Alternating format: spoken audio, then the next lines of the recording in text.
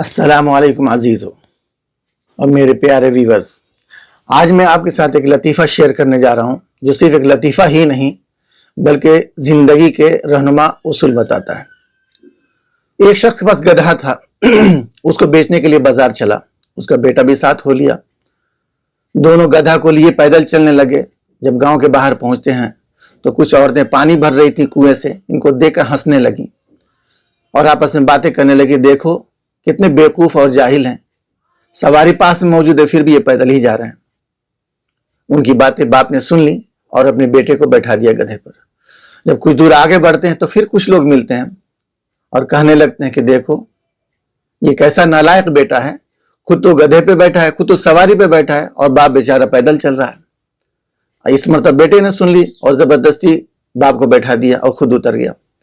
جب کچھ دور چلتے ہیں تو کچھ ایک نوجوانوں کی ٹولی ملتی ہے، تو وہ کہنے لگتے ہیں کہ دیکھو کتنا سنگ دل باپ ہے، خود تو سواری پہ بیٹھا ہے اور بیچارہ بیٹا پیدل چل رہا ہے۔ یہ بات جب باپ نے سنی تو بیٹے کو بھی بیٹھا لیا، دونوں گدھے پہ بیٹھ کے جانے لگے۔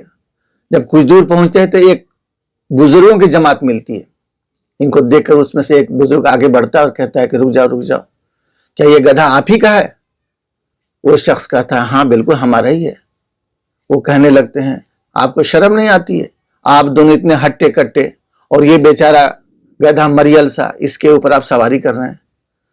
اتنا کہنا تھا کہ باپ نے اپنے بیٹے کے ہاتھ کو کھینچا اور دونوں نیچے اتر گئے اور باپ نے کہا بیٹا ہم اس دنیا میں کسی کو خوش نہیں رکھ سکتے، جتنی منہ اتنی باتیں۔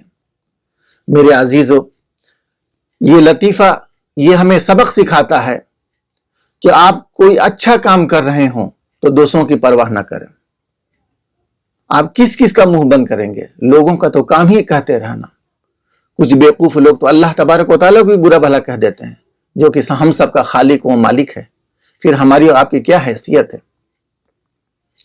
جب تک یاد رکھیے، جب تک آپ لوگوں کے بیچ میں ہیں آپ کو تکلیف دی جائے گی، آپ کو برا بھلا کہا جائے گا، آپ کے آنسو نکلیں گے، آپ کی نیند اڑے گی، سوائے اس کے کہ آپ زمین میں سما جائیں یا آسمان پہ چڑھ جائیں۔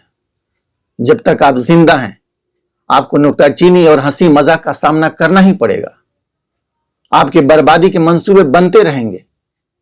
لوگ آپ سے اسی لیے تو چڑھتے ہیں، آپ سے اسی لیے جلتے ہیں اور آپ کے ترقی سے جلتے ہیں کیونکہ آپ علم و صلاحیت، عزت، دولت، شہرت میں ان سے آگے بڑھ رہے ہیں۔ ان کو یہ بات ہضم ہی نہیں ہو پا رہی ہے، اسی لیے تو آپ کے پیچھے پڑے ہیں۔ یاد رکھیے مردہ کتے کو کوئی ٹھوکر نہیں مارتا۔ آپ کا وزن جتنا زیادہ ہوگا آپ کے خلاف ہنگامہ بھی ہی اتنا ہی ہوگا۔ لہذا پہاڑ کی طرح جم جائیے، ایک ایسی چٹان بن جائیے جس پہ اولے پڑتے ہیں اور خود بخود بکھر جاتے ہیں اور چٹان اپنی جگہ جمی رہتی ہے، اور ان کے باتوں کو نظر انداز کر کے، ان کے باتوں کو بالکل نظر انداز کر کے آگے بڑھتے جائیں اور ترقی کر کے ان کو منہ میں تالا ڈال دیں۔ لیکن اگر آپ یہ سمجھتے ہیں، اگر آپ کا یہ خیال ہے کہ آپ ان کے نظروں میں تمام عیبوں سے پاک ہو جائیں اور سب کو خوش رکھیں اور سب کے اندر مقبول ہو جائیں، تو یہ آپ کی ایک ناممکن سی آرزو، ایک ناممکن سی خواہش ہے۔ اگر آپ سے کچھ غلطی ہو جائے یا آپ کے ساتھ کچھ برا ہو جائے تو آپ یہ سوچ کر اپنے آپ کو یہ ہلکان مت کیجئے کہ لوگ کیا سوچتے ہوں گے، لوگ کیا کہتے ہوں گے۔ جناب سب وقت کے ساتھ ساتھ سب بھول جاتے ہیں، لوگوں کے پاس اتنی فرصت کہاں کہ ایسی باتوں کی طرف کوئی توجہ اور دھیان دے۔ یاد رکھیے لوگوں کو دوسروں کی موت سے زیادہ اپنے سر درد کا خیال رہتا ہے۔ لہٰذا میرے عزیزو، جس کام کو آپ ٹھیک سمجھتے ہوں اس کو پوری ایمانداری اور پوری کوشش سے اس کو پورا کریں اور اس کے بعد اپنی چھتری تان لیں تاکہ نکتہ چینی کی بارش آپ پر نہ پڑے۔ آپ اپنا ڈھیر سارا خیال رکھیے۔ اللہ حافظ۔